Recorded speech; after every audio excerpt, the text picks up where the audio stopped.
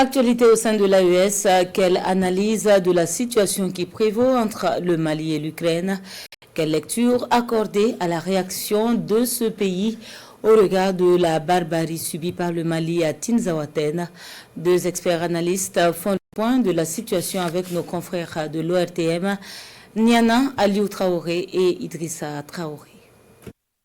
Du 25 au 27 juillet, nos forces de défense et de sécurité ont été victimes d'une attaque terroriste à Tinzaouaten, faisant de nombreux morts dans leur rang et celui de nos partenaires russes.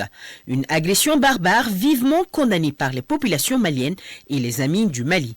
Malheureusement, ce élan de compassion et de solidarité n'est pas partagé à l'international, notamment en Ukraine. L'Ukraine appartient aujourd'hui à une entité mafieuse qui est l'OTAN.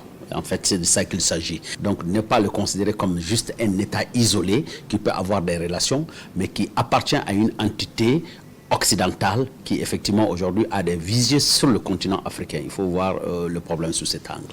L'ambassade d'Ukraine à Dakar a ouvertement soutenu cette attaque à travers sa page Facebook en partageant une vidéo de propagande.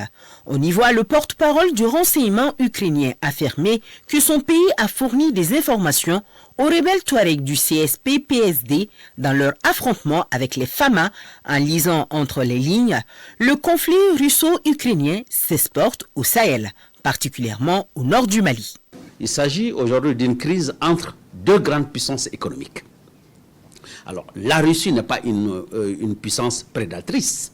La Russie est plutôt une puissance qui essaie de stabiliser son système à lui.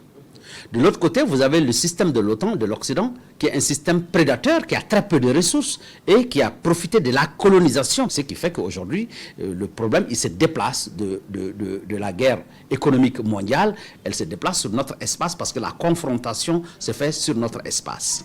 Le peuple malien et les autorités de la transition ne restent pas les bras croisés.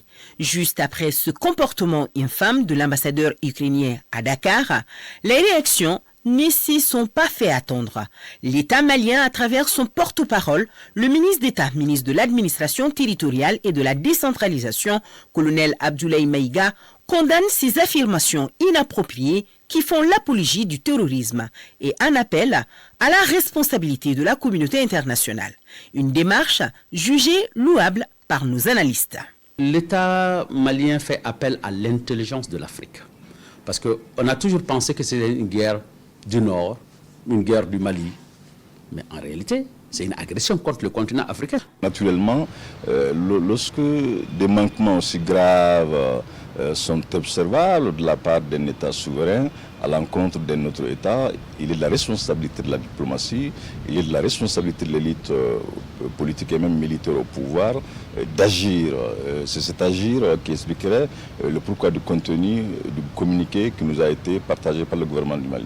Pour eux, il revient au peuple africain de s'affranchir totalement des puissances internationales et de faire des États-Unis d'Afrique une réalité.